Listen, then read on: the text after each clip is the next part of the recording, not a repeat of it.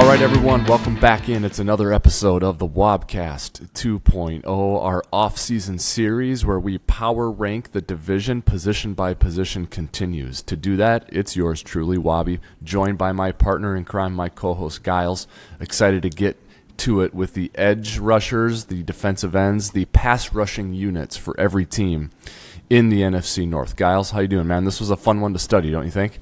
Oh, my goodness. Other than the quarterback position, edge rusher has to be towards the top. Super exciting. Right on the edge of glory here. When you think about all the most important positions in football, edge rushers right up there. Yeah. More importantly, I'm really excited about the Vikings introduction in the 2023 season. I think we're going to go into one with a good one. Yeah, when we were deciding to do this series, Gyles, it was like a no-brainer to start with quarterback, right? And we were kind of deciding, like, what should we do next? And it was between offensive linemen or edge rushers. And it's like, doesn't that just tell you what's important in this league, right? It's a quarterback-driven league. And if not the quarterback, the next most important position is the men protecting the quarterback or the men attacking the quarterback, right? Yep, 100%. And so here we are with the pass rushing units for each team as we go through and power rank them against one another.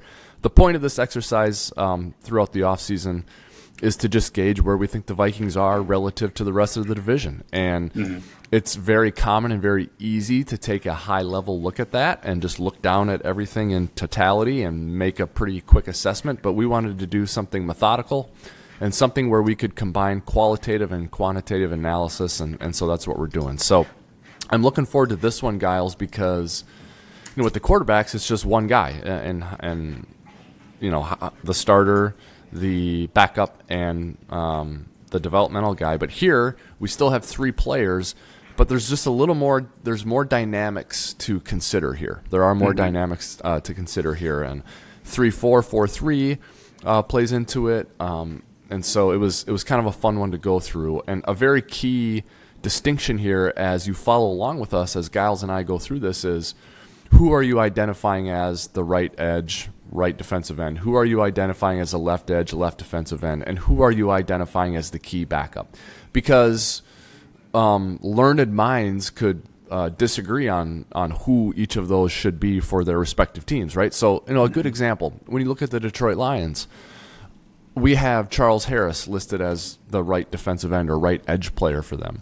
But if you go back and look at the Lions last year, there's a couple of guys that you could sub into Harris's place. Absolutely. Right? So we decided to go with Harris. So this will be a fun exercise for us to go through. We did settle on each of those three players for each of the four teams. We have our rankings, and we're going to talk through them right now. Anything, though, notable for you, Gyles, off the right out of the gates before we get into the rankings? As you were looking at this, what was your overall assessment of it? And where I'm going with this is, I remember looking at this last week with the quarterbacks, and I was kind of, my takeaway in general for the division was there's not a lot of depth at quarterback in the NFC North. Like, no matter which team you're talking about, an injury to the starter early in the season, I would view that as catastrophic to that team's chances for success. So that was one of my takeaways on the quarterbacks. Last week, did you have anything like that on these edge rushers? Did you come away impressed, unimpressed? Did anything surprise you? I guess it depends on the team by team, but I think it's maybe in a somewhat similar position in terms of my confidence level in the depth pieces. Not super confident in the depth. Some teams are better than others. Some teams have pretty solid starters, but then trail off. Some people have meh starters, but then have a decent depth piece. But I think at the end of the day, I'm not super in love with all the depth pieces behind all of it. Maybe you would disagree, but I think that can be kind of formatted in two different postures: the quality of the depth and the quantity of depth. I think other than the Minnesota Vikings, I think the other three teams in the division have decent depth in terms of quantity. They have at least bodies behind them. I think when it comes to the Minnesota Vikings, we're maybe a little bit lacking in terms of actual quantity. But that was one quick takeaway that I found. Yeah, that's a good one. You look at the Packers and Bears and their notable depth person who we identified for this exercise. The Packers was Lucas Van Ness, first-round pick this year. So no production that we can go off of, just his pedigree as a first-round pick and maybe a little bit of what he did in college and what we think he's going to do as a rookie. But then the Bears have Terrell Lewis, who is the antithesis of that. He's a veteran. He came from the Rams, where he won a Super Bowl but wasn't a starter. And so he brings a different sort of set of advantages as a depth piece. So two very different ways to go about it. So yeah, we'll get into all that nuance here. Let's start right edge. We'll start there. Here's who we've identified in the NFC North as the right edge players for each team. For the Vikings, Marcus Davenport. For the Lions, Charles Harris. For the Packers, Preston Smith. And for the Bears, DeMarcus Walker. To me, Gyles, I leaned here toward Preston Smith because of the equity he's got built up, his production over an extended period of time. I think the case to be made for Marcus Davenport is one of potential, right? One of what an unknown ceiling. So really those two, I think, were sort of neck and neck for me. Now, Charles Harris is interesting because he's got pedigree as a former first-round pick, but he's been banged up and he's missed some time. When on the field, he's been pretty productive, but he's been banged up. And then the Bears, man. The Bears and their pass rush last year, Gyles. Yikes. I was looking at some of the numbers. They ranked 32nd in sacks with 20 last year. And because of that lack of pressure, they surrendered a completion percentage of 67.2. They surrendered a passer rating of 94.4. And they allowed 49% conversion rate on third down. And to me, that all stems because they couldn't get after the quarterback. So what the Bears did was they went to the market and added some pass rushers. And their right edge player, right defensive end, DeMarcus Walker, they signed to a 3-year, $21 million deal coming off of a 7-sack season with Tennessee a year ago. So interesting group here at right edge. The way I finished my rankings was on a scale of 0 to 10 for starting edge players. I went Preston Smith, number 1. I gave him an 8. Davenport, I gave a 7. He came in second. And then DeMarcus Walker and Charles Harris, I gave both of them a 6 for different reasons. Walker gets a 6 because he's coming off of some productive years, and I think they're projecting him to be a great player. Harris gets a 6 because when healthy, he produces like an 8. But he's not healthy a lot, so that knocks him down to like a 4. So I met in the middle there and gave him a 6. So I went Preston Smith 8, Marcus Davenport 7, Walker and Harris each get a 6. Okay, fair enough. I think I totally understand your position when it comes to those metrics. I took a little bit of a different spin, so feel free to shoot holes through this philosophy. Let's go. But I tried to rank edge rushers based on these categories: the run, the pass, tackling, and then the sheer quantity of pressures and sacks. So based on that quantitative metric, on a scale of 1 to 10, I have, Marcus Davenport at a 6 with the high upside of maybe an 8. If he had a Pro Bowl season, maybe a 9, but I think his ceiling would be an 8. I have Charles Harris at a 4 because he had a pretty severe issue when it came to the run in the pass. I mean, he was one of the worst run defenders in football last year. Now, maybe he makes a bounce back, but I think last year he had some pretty severe performance on the field. He ranked towards the bottom in sanks and in pressures. He's one of the worst pressure-generating edge rushers in the NFL. But with that being said, the reason that he is not like a 1, 2, or 3 for me is that he was one of the best tackling edge defenders in the league. Actually, I think he was ranked the best tackler in the NFL last year. But in every other category was borderline train wreck capacity. So if he can make a comeback, I make this at a high of a 7. So currently he's a 4, but I have a high of a 7 if he's able to bounce back. When I think of Preston Smith, I actually have a similar posture there. I currently ranked him at a 5 because in the run and the pass, he was below average in both of those. He had a pretty severe downtick in performance. When you look at his 2022 season, last year, he had a 66.4 grade, but in 2021, he had an 81.5 grade. So he was in the elite category in 2021, but really trailed off in 2022. So if he can make it back, I put him at a high of an 8 or a 9, back to his true form, but he's currently at a 5. And then similar reasons for DeMarcus Walker. I put him at a 5 with the upside of an 8, primarily because he existed primarily as an interior defender through the majority of his time in the NFL. We just signed him from the Tennessee Titans. But if he's able to translate that productivity onto the kind of the edge defender type role, I project that to be, maybe an 8. But currently I have a 6, 4, 5, and 5 for that right edge group. Okay, so you came in with lower overall numbers for sure. You came away maybe less impressed with this group. We'll see how the left edge goes and the depth goes. Yep. Maybe I'm a little too lenient or liberal in my grading. I remember the Preston Smith one is an interesting one, Gyles. That's really where I see us diverging the most as we take a look at it. Yep. And you're probably hitting the nail on the head with a comprehensive look at his game and a little bit of a downtick last year. He probably lost a step. I come at it from... It's also 30 years old, which is kind of the age in which people tend to fall off. And so this can be a flawed way to look at it, but it can also be a practical way to look at it. I just know that when you are playing Green Bay and you're getting ready for them, like Preston Smith is a thorn in your side. Absolutely. Something to be game planned around. Yeah. Like he's going to play. He never misses games and he's going to produce. And I remember us playing against him when he was with Washington. And I remember us playing against him like when he signed with Green Bay. He signed the same year or really close to when Za'Darius Smith signed there.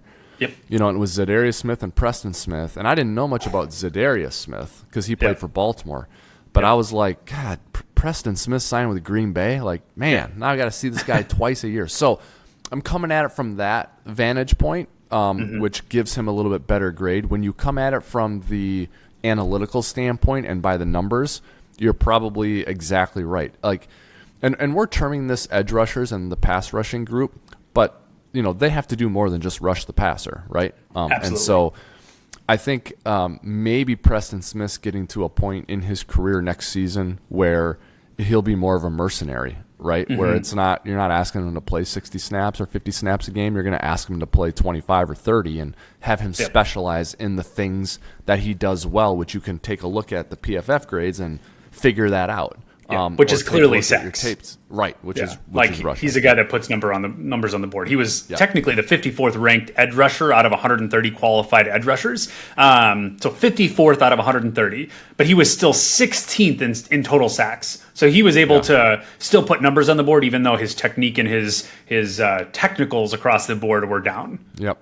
So I think it's interesting, Gyles, that your scores came in where they did, significantly lower than mine, and we'll see now. We'll go to left edge here, but yours make a little more sense, I think, when you look at the big picture, because as I mentioned with Chicago and their numbers last year against the pass, I mean, just atrocious because they could not get after the passer.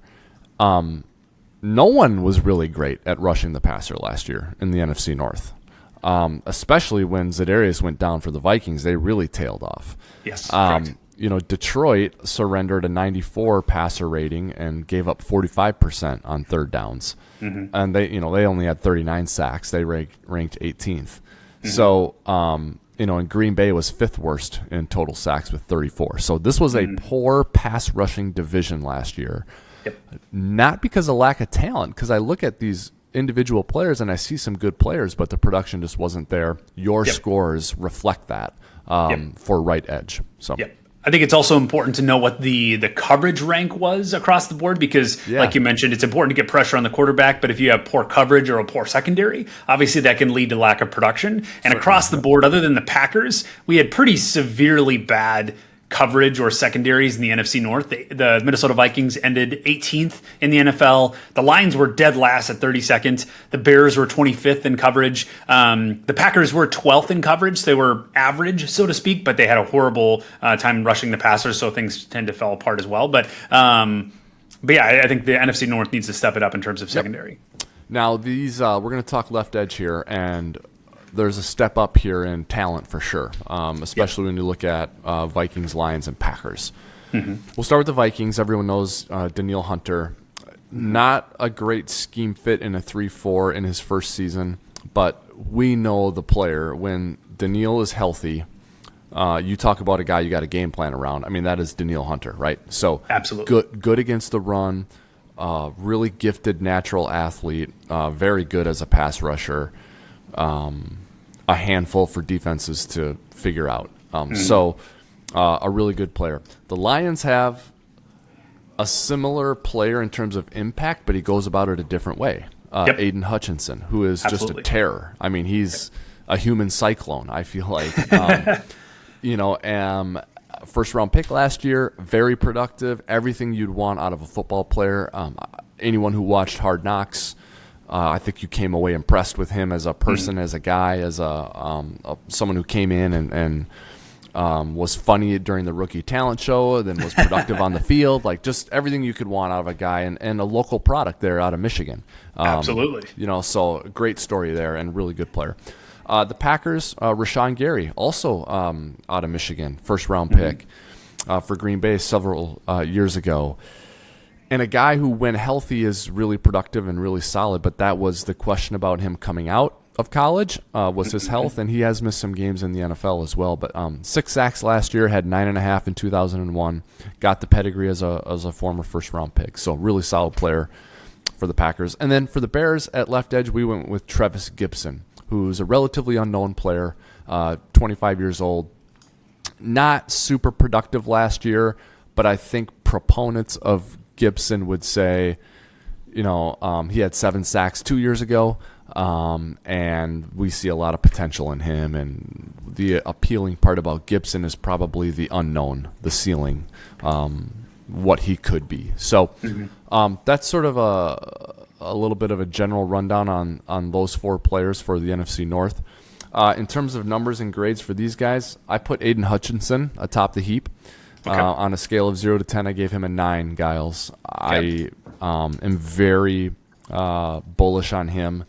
Yep. I think he could be even better this year because I think he relied a lot on a couple of pass rush moves.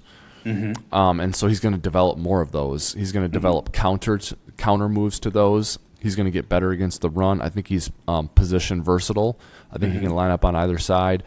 He's that, like, on offense, you have these hybrid receiver running backs like Deebo Samuel, right, where you create plays for them that are outside of or independent of your system or your scheme. I think you have players like that on defense as well, like Jamal Adams for the Seattle Seahawks as a safety, like really good rusher. Don't have to always play him deep safety. You can play him up in the box. Harrison Smith, a lot like that too. I think Aidan Hutchinson is a guy who's got that ability. So I'm really high on him. I gave him a 9. Hunter came in second, right below Hutchinson with an 8. Okay. And then I like Rashan Gary a lot. I know availability is the best ability, and it's not always there for him, but I actually gave him a 7. And then Gipson, I gave him a 5, but then I'm like, I feel generous today, so I bumped him up to a 6 because the Bears, I think, are high on him. And so even though they were awful as a pass rushing group last year, they made a whole bunch of changes, but one of the changes they did not make was their plans for him. So I gave Gipson a 6. That's fair. I would say we definitely aligned in some areas and we conflicted in others. Starting with Danielle Hunter, I actually view him as the best edge rusher in the NFC North. With that being said, I think Aidan Hutchinson has the opportunity to overtake him. 1, because of his ability, and 2, because of his age and his upward trajectory versus Danielle Hunter's 28. Danielle Hunter's 28 and Aidan Hutchinson is 22, so there's a little bit of an age gap there and a lot of upside for Aidan. But ultimately, Danielle Hunter was a top 10 edge rusher in football last year. He was the 9th best according to PFF. He was pretty much top 10 in every statistical category except for a few minor things. He was great in a lot of different categories. I gave him an 8 with the upside of being a 9 or a 10 depending on how they use him this year. I think I think he gave up some productivity in terms of how they used him last year. So I think he has definitely an upside to go a little bit higher than that.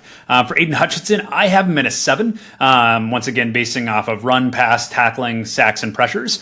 Because when I look at Aidan Hutchinson, he was mediocre in run defense. Well, I think there is an upside to that, but if you look at his run defense, I think there's an opportunity for him to get better. When I think about tackling, that was probably the area that I was concerned the most with. He was 56th out of 130 qualified edge rushers. The part where he really shines is in coverage. Honestly, he was the 6th best edge rusher. In football last year. So ultimately I have him at a 7 with a high of probably a 9. I see a tremendous upside with him.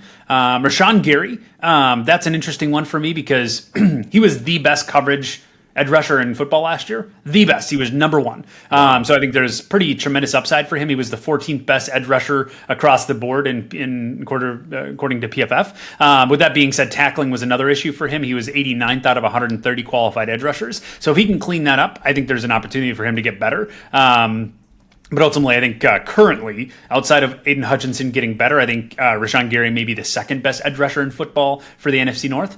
And then Trevis Gipson. This is an interesting one because I think in 2021, he ranked, he had a 70.4 grade. And then 2022, he had a 48.9 grade. So he put a pretty severe step backwards, in terms of where he was going. So I have him actually at a 3 with the upside of a 7 right now. Now that might be completely off. I'm probably letting a little bit of emotion bias that, but I think he's the worst in terms of the right edge rushers for the NFC North. He is the worst one.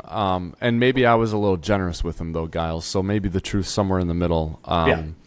I don't write off, and I'm not saying you're writing off those 7 sacks in 2021. You're not writing it off, but to me, if that was 7 sacks in 2021 as a 30-year-old and now he's 32, I'm not going to expect he can get back to 7 sacks as a 32-year-old. But it's the opposite is true. He's 25. Yeah, that's true. A part of this for me is a projection and not totally based on production from last year. I'm semi projecting with these numbers. So we do differ on that one. The proof will be in the pudding, obviously, once they start playing games. The Bears, as mentioned now for the 3rd time, were horrible last year rushing the passer. However, they addressed this position. And so if Gipson is looking like the 2022 version of himself early on, they're just going to replace him because they have some other options in the fold there. They have Dominique Robinson. They have Rasheem Green. They have who they signed this year in free agency. So they have other players that they can play there, including their depth piece, who we're going to talk about next. And then we also, I'm going to save this for the end. But there's a name we're not talking about right now that if we did this a month ago, we would have been talking about him, and it's Za'Darius Smith. Right? Absolutely. So we'll get to that here at the end when we're done with our rankings. But let's go to those key depth guys now. For the Lions, we identified it as James Houston. For the Packers, Lucas Van Ness. For the Bears, Terrell Lewis. Now, we went back and forth on the Vikings, Gyles, with an unknown, undrafted player, and Andre Carter. I actually studied DJ Wanham. Okay. Because he got the most snaps at this position last year, and I think in an ideal state, DJ Wanham would graduate up to the level of a regular contributor.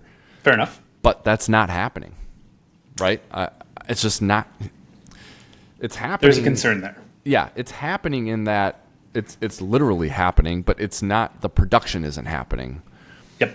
And so I think we can kind of oscillate here between a few different guys for the Vikings depth. But James. Go ahead.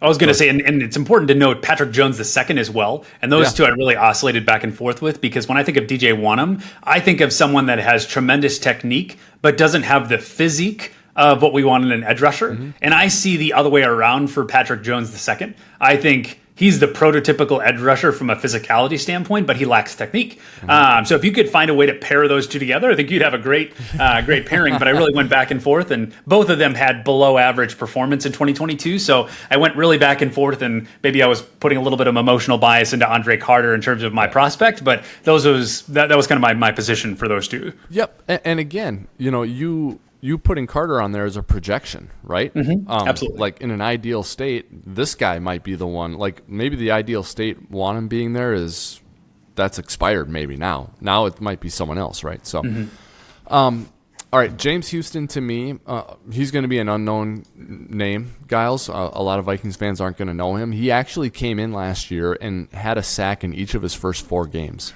So he came in and was uber productive. In fact, had a strip sack of Aaron Rodgers in one of his first games. So a guy who comes in and gives you instant juice, which is what you want out of a depth guy. So I think there's a lot to like there about him. Lucas Van Ness, first-round pick out of Iowa. Going to be interesting to see how his career unfolds. You certainly cannot fault the Packers for addressing the position with valuable draft capital, right? I mean, they do it.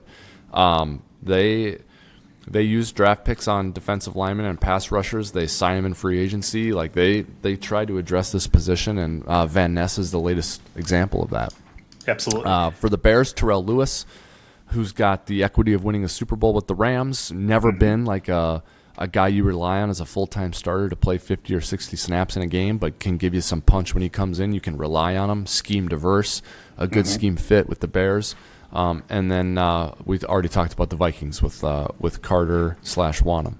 So I came in here favoring the youngster, Van Ness, in this group. On a scale of 0 to 5, I gave him a 4. First-round pick, productive in Iowa, good scheme fit, good culture fit. So I like that a lot for them. And then I gave Terrell Lewis a 3 on a scale of 0 to 5, the backup in Chicago. James Houston came in third with a 3. And then I was a little rough on the Vikings. Wanham/Carter, I gave a 2 on a scale of 0 to 5. So the Vikings come in last there. There we go. Honestly, I think we're flip-flopping in terms of our positivity towards the groups, because I had a little bit different position. I took not only the notable depth players that we mentioned, but also the entire depth room outside of our 2 primary starters. I did put a little bit more weight into the actual person that we referenced, but thinking about that person plus the other depth piece. I had the Vikings at a 3, partially because I think there's some upside with Andre Carter, but also our other edge pieces are not necessarily something that really gets me excited, so I maybe should have given them a 2, but I upgraded them to a 3 because of Andre Carter's potential prospects. For the Lions, I gave them a 4. Partially because when I think about their overall roster, I think I'm really excited about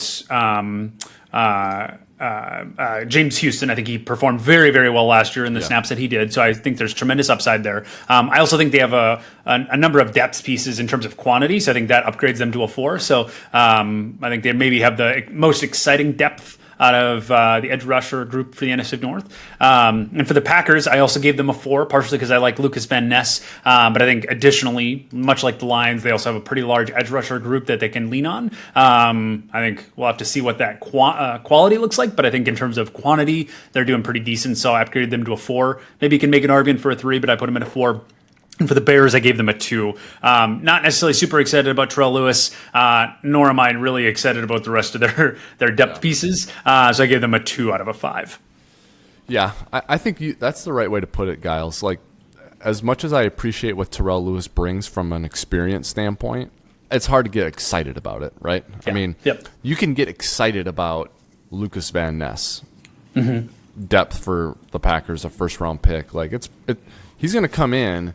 And if Smith and Gary are healthy, you have a first-round pick as an edge rusher who anything you get out of him is a bonus, right? As opposed to like, hey, first-round pick edge rusher, like we need you to start and play 17 games this year and have 10 sacks for us. Like that's a lot to ask of Lucas Van Ness, and they're not asking that. Anything he does is, bonus or gravy. So when you look at this in totality, though, Gyles, this was a poor pass rushing division last year, right? So is there a team here that you look at and you're like, that's the team that can probably jump up the most and get the job done in this category in a division where no one got the job done in this category last year? So I will partially disagree. I think the Vikings were able to put some numbers on the board in the first half of the season between Za'Darius Smith and Danielle Hunter. Both of them achieved top 10 in at least pressures. I want to say also in sacks. So I think there was some productivity for the Vikings. I think it trailed off towards the end of the season when Za'Darius Smith was hurt. But outside of that nuance there, I also would say the Vikings, in terms of my prospect for 2023, call me a homer, but when I look at the ages and the prospects for who is going to enter the room, both on left and right, I think Danielle Hunter is still a top 10 prospect, and I would think he was misused last year. So I think under Brian Flores, I expect him to get better. I really do. If not, I think something else went wrong. And I think the upside of Marcus Davenport is something that is really exciting. I think he was the best edge rusher in terms of free agency that was on the market for this past season. So I think there's a really high upside for them. Currently, if you look at the entire edge rusher group in terms of the scores, I have the Vikings at 17 out of 25, the Lions at 15 out of 25,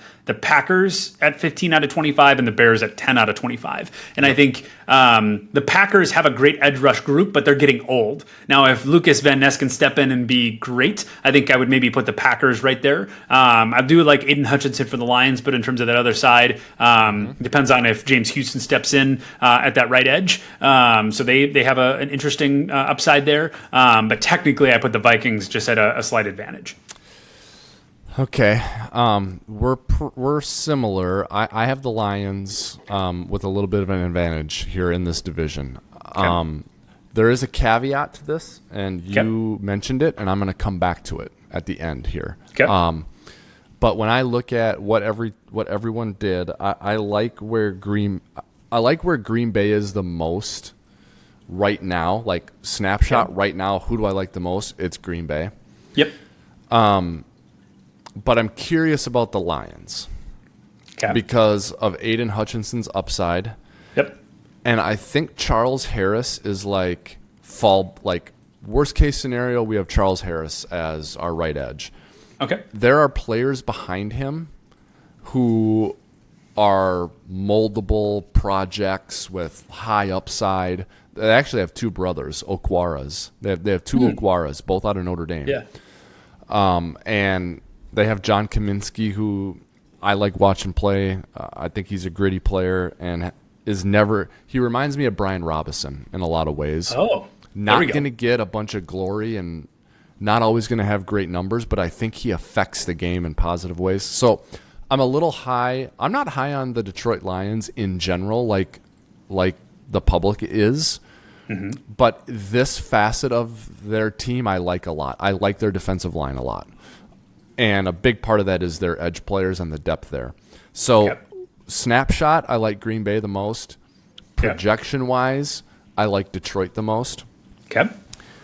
The problem I have with the Vikings, and this is the caveat, problem I have with the Vikings, Gyles, is I'm still bitter and mad about Za'Darius Smith not being there because think about doing this exercise with him, with Davenport as the depth guy. Oh, my God. You have the best edge rush group, not only in the NFC North, but the entire NFL. Right. Period. So, full stop. And it's a good position to go over the top with and have depth. If you're going to be heavy anywhere, edge rusher is a great place to start. To be offensive tackle or there, right? Yeah. So I'm bitter about that. However, the caveat here is Brian Flores. If you looked at these four teams in the NFC North and everything they all did that could possibly affect the pass rush, the Vikings, I believe, made the most significant and best move, which was the hiring of Brian Flores. Yep. I think of as a chip on his shoulder. Yep. So now, last year, it was the Lions who did that with the drafting of Aidan Hutchinson, right? Yep. And this year, the Packers did something similar by drafting Lucas Van Ness, but he's not going to start for them like Aidan Hutchinson did last year for the Lions. So to me, the most significant move here, and I know the Bears signed one starter, maybe two, but to me, the most significant move here that can affect pass rush in the NFC North was Brian Flores. So that is my caveat. Snapshot, I like Green Bay. Projection-wise, I like Detroit. But the Brian Flores thing could be a huge deal. And I might be a little biased because I'm bitter about Za'Darius leaving. So I might be underrating the Vikings a little bit here. And it'll be very interesting to see what the Flores addition means for the Vikings defense overall. And then for purposes today for the pass rush. So, in your opinion, let's do a little prediction here. Yeah. Who do you think ends the year in terms of teams with the most sacks? I recognize that's a facet of this. Pressure doesn't always lead to sacks. But who do you think ends the season with the most sacks? That's a good question.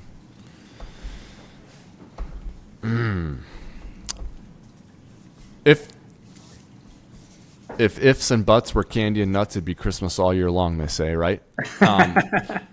I'm not super confident in Jordan Love and the Packers scoring a bunch of points. If I was, my answer here would be Green Bay. Okay. But I don't think that's going to happen. So to me, it's between the Vikings and the Lions. And I think if you played this thing out 100 times, I think the Lions would have more sacks than the Vikings, more times than not. But in the instances in which the Vikings, in that that scenario where you simulated 100 times, the scenarios where the Vikings had the most sacks, it was by a lot. The Lions are always going to win in that scenario by 5 or 6 sacks in the season. When the Vikings win it, they're going to beat all the other teams by 11 sacks because if something goes right, feast-famine thing with Brian Flores. Yep. So 100%. For the purposes of what you've asked, I will say Detroit. Okay, fair enough. So my answer is Detroit. I will not ride the fence. I will say my answer for that question is Detroit. What's your answer? Honestly, I give you the exact same answer. I think if the Vikings are able to do it right, the Vikings win hands and feet above everyone else. But I think the next best would be the Lions. I also think Aidan Hutchinson in his second year is going to be another step up. Aaron Glenn to his next season. I think their secondary is going to get better, which will help with their pass rush. So I think the Lions are probably the number one position, but I'm really intrigued by what the Vikings could do with Marcus Davenport if things do truly hit. If he's able to remain availability is the best ability. I think there's tremendous upside with them, but that is a big if. So I'm going to say the Lions as well, but I really want to pick the Vikings. Yeah. Davenport is interesting, Gyles, because what I mentioned before when I was defending for Chicago, and I was defending Trevis Gipson, I was like, 2 years ago he had 7 sacks, and last year it dropped off. Mm-hmm. And so I project Gipson to be more like 2021 Gipson than 2022 Gipson because he's young. Okay, so applying that same logic is only fair in the case of Marcus Davenport. Mm-hmm. Because you're dealing with a player who had an 88.8 PFF grade in 2021, right? Mm-hmm. And if you just look at last year in a vacuum, he dropped down to 76.8 and didn't, miss some time. And now he's switching teams. But it's not over the top to ask him to get back to the mid-80s or high 80s because of his age. He's 26. He's still developing. He's got the physique that you want. You would think is a scheme fit because the Vikings just went out and got him, so they think he's a scheme fit, right? So I think to defend Gipson the way I did is only fair to use that same logic with Davenport. And if Davenport gets up to 88.8 again or higher or right around there, the Vikings are a handful as a pass rushing group, right? Huge. Because if Davenport is rushing that well, that means either a lot of attention is being paid to Danielle Hunter, right? Yep. And that's why Davenport is rushing so well. Or you have to give that type of attention to Davenport, which is going to open it up for Hunter to have one-on-ones or to face tight ends or whatever. So which did happen when Za'Darius Smith was on the team. The teams didn't really know who to focus on, and the other one typically made hay. Now, I think the part that people maybe misunderstand in terms of the 2022 season was the fact that we didn't necessarily have a ton of sacks. There were seasons or phases of the season where we did, but I think people looked at the pressure and they said it wasn't there. Although I would disagree with that and say that it was there. It just didn't lead to sacks and quarterback hits because our secondary was so bad, where we just simply didn't have enough time for a play to actually develop and truly get home. So if we were able to even be, middle of the road in terms of our secondary, I think that would have been much different. Yeah.